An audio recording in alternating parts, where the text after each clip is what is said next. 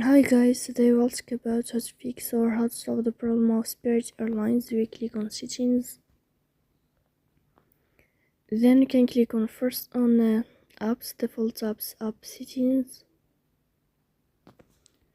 On above you can search about Spirit Airlines. Here you can click on first stop and you can click OK. After that you'll enter to the window of storage. Then you can click on clear cache.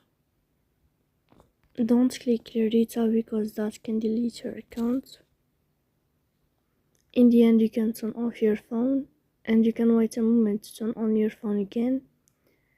So please don't forget to support us by like and subscribe.